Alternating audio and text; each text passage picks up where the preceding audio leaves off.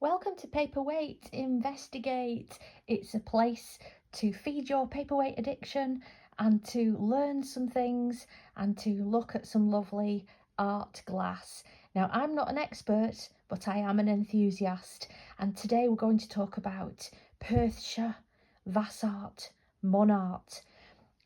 Looking at the differences. One of these weights is not going to be here after today, so I thought I'd use this opportunity to show it to you, and that's this one. And I believe this one is a Vasart from the 1940s, and it could even be Salvador Yasart who made this one, potentially, because the canes actually sit out proud of the ground quite a bit, although I'm not totally sure about that one. But let's look at the different features, because that is really important when we're looking at the differences between these weights and how to identify them. Okay, so books are really useful in this regard. It helps familiarise you with what they all look like. And there's one here that I have that I believe is a Monart 1930s weight, and it's absolutely lovely. If you look at it, it's stunning to look at. It's got the sort of Perthshire spokes, but actually, if we look in this book here that I've got, we can see a weight very similar to it. Let me just show you the front of the book. This is Paperweights of Great Britain, so that's a good book to have. And it says here this is figure 53, typical Monart Vasart weight. So if you look at the similarity there. And there are other features in the canes as well that kind of identify it as being not, more than likely not, an early Perthshire.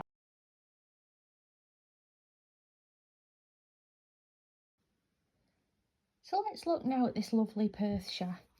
It is a post 1978 Perthshire. And normally the way that you know that it's after 1978 is that it has a P-cane.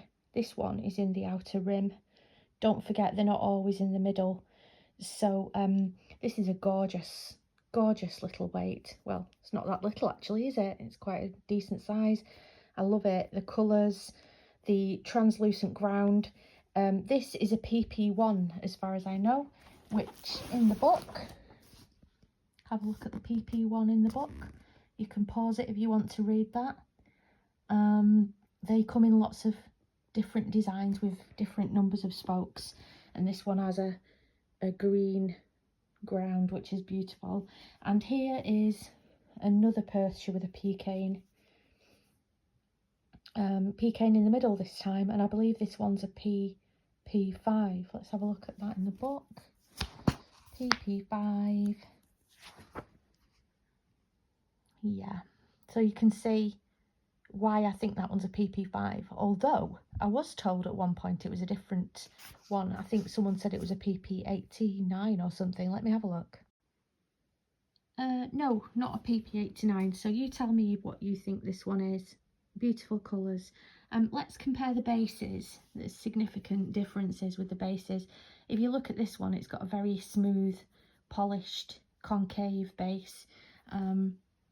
And compare that to the Vasart, which obviously has a ground out pontil, which you can see clearly is actually quite common with Scottish weights. A lot of Strathurns have this kind of base, and this Monart one, similar.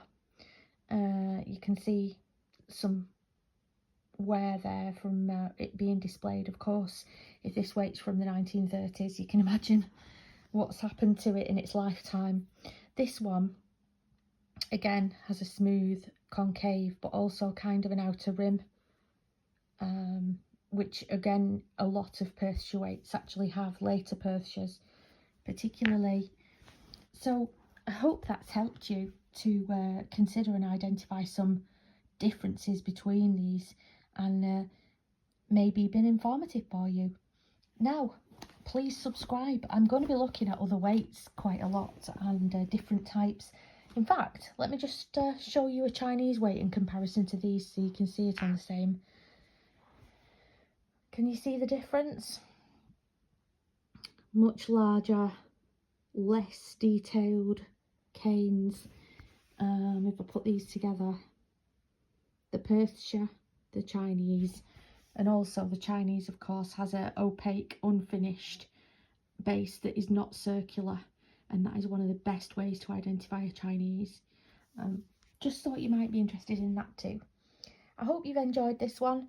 Please subscribe, please share, and please watch the next video. You never know what you're going to see. Take care.